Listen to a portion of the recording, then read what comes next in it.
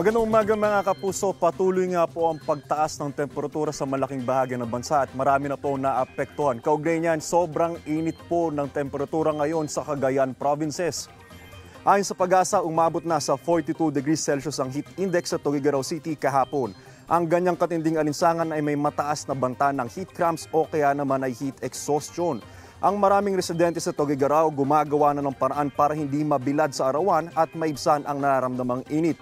Ngayong Miyerkules, asahan muli ang matinding alinsangan, posibleng umabot na naman sa 42 degrees Celsius ang heat index sa Tuguegarao at sa Aparri, Cagayan.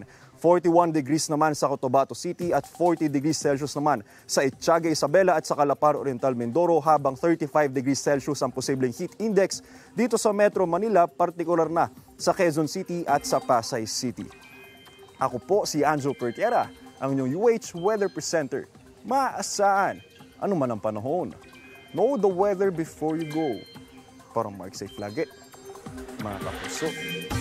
Kapuso, para laging una ka sa mga balita, bisitahin at mag-subscribe sa GMA Integrated News sa YouTube. Sa mga kapuso abroad, samahan nyo kami sa GMA Pinoy TV at sa www.gmanews.tv.